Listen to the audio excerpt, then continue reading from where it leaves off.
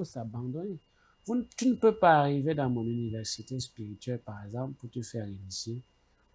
Moi, en tant que professeur, tu refuses de mourir pour devenir moi. Tu ne vas rien apprendre. À la base, les gens vont me dire, nous, on a nos principes. Non, ce n'est pas comme ça que le domaine mystique fonctionne. Vous avez vos principes, mais si vous voulez la connaissance, vous marchez selon les canaux qu'on vous donne. Quand vous aurez fini votre apprentissage, prenez vos principes, vous mélangez ce que vous avez appris, vous voyez ce que ça va dehors. Si vous voulez marcher avec vos canaux, le peu que je peux vous transmettre ou que je m'apprête à vous donner, vous refusez et cela ne sera pas bénéfique pour vous. C'est pourquoi c'est importantissime de faire très attention et de savoir ce qu'il faut faire lorsque la situation le demande.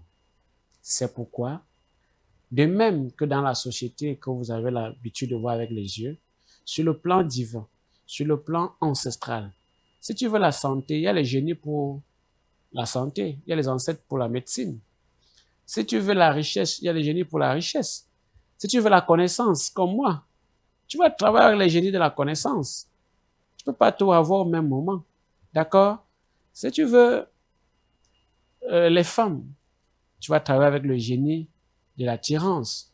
Mais attention, je vais vous dire quelque chose qui va même vous surprendre. Il faut éviter d'utiliser les savons de charme, d'attirance et compagnie. Je vous le dis souvent ça. Vos savons d'attirance et compagnie là, il y en a deux types. Le premier type de savon, c'est ce que moi je fabrique, qui est un savon naturel ou un charme naturel, qui ne va pas aller prendre tout ce que tu possèdes dans l'avenir te donner au présent. Non, c'est juste que ça te permet d'avoir, ça te purifie en fait pour que tu sois accessible à une voie. Mais effectivement, si tu respectes les recommandations, ça dit que si tu as une vie d'honnête. Maintenant, il y a le deuxième type de charme et de savon et compagnie. On te fait un savon pour attirer des hommes. Tu as 25 ans. Il est prévu que tu te maries à 36 ans ou à 33 ans. Et qu'entre 25 ans et 33 ans, tu dois rencontrer 10 hommes. C'est le 10e qui devrait être ton homme. Tu prends le savon maintenant à 25 ans. En moins de 3 mois, tu as rencontré ces 10 hommes-là. Entre 25 ans et 3 mois et 33 ans, tu vas rencontrer qui? Personne. Maintenant, si parmi les 10, tu n'as pas vu un initié qui te dit que voici celui qui va avec toi, tu perds ton mariage à 33 ans, tu n'auras rien. Après 33 ans, tu vas vivre le martyre. C'est-à-dire que tu ne vas même pas te reconnaître. Tu vas aller d'homme en homme, rien ne va donner. Après, tu vas attacher le foulard, tu vas devenir femme d'église, présidente des femmes célibataires. Et tu vas devenir servante, annonciatrice de la soi-disant bonne nouvelle et compagnie. Des bêtises comme ça. Il faut faire très attention. Quand on prend un parfum de richesse, on vous le donne.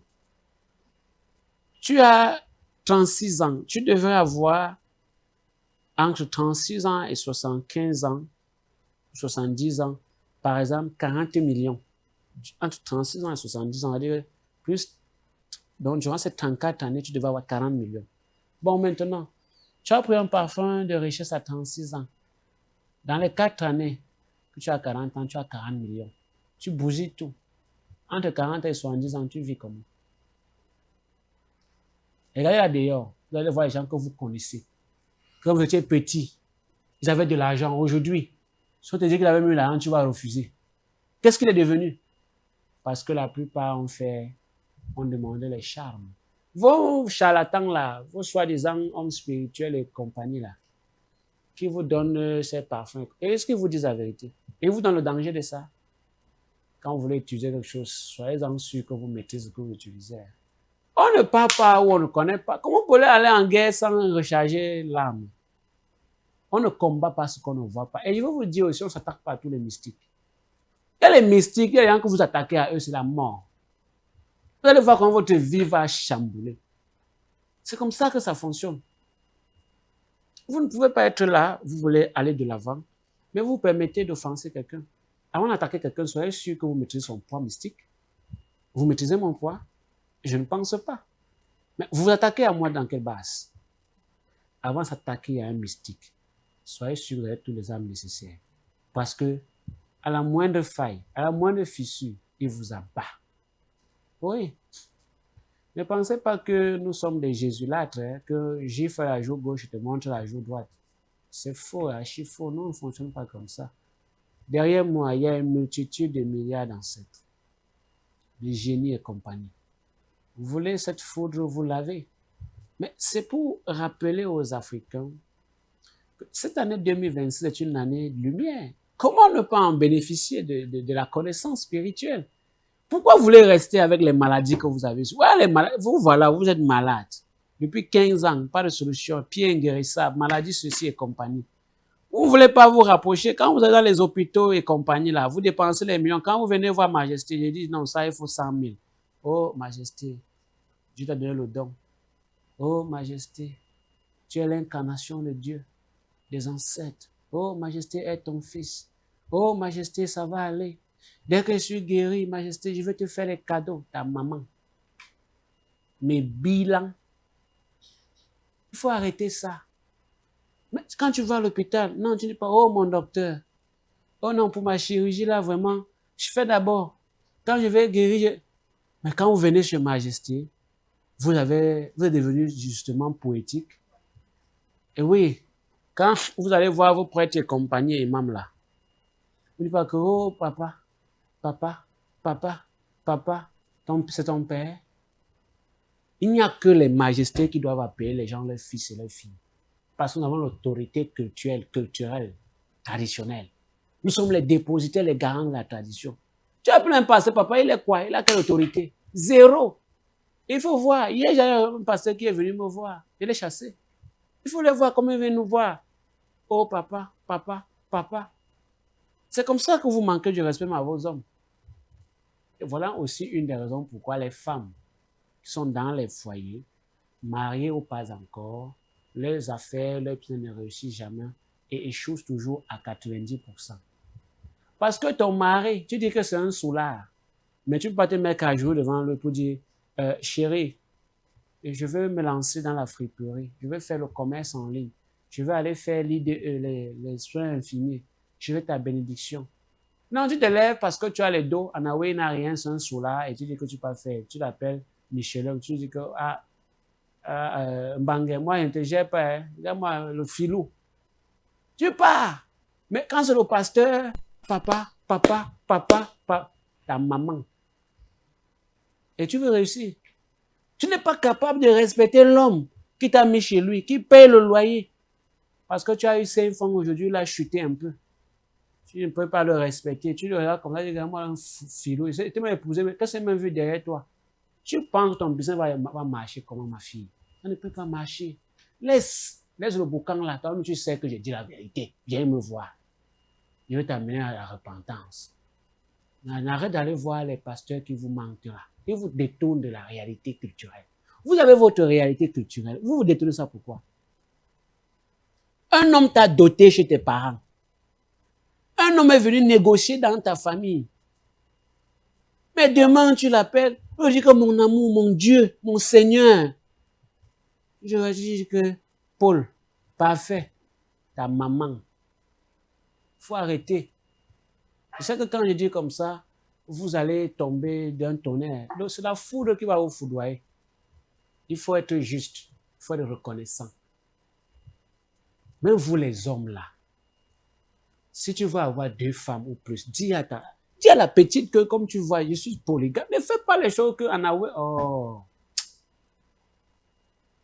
Ne cherche pas la malédiction. Quand vous entrez dans la femme, sachez que vous êtes déjà marié. Spirituellement. Ne pensez pas que c'est quand le notable ou majesté que je suis va venir mettre ma main que tu es marié. Tu l'as déjà connu sexuellement, vous êtes marié. N'attends pas ton pasteur, ton imam et compagnie. Tu es marié avec elle.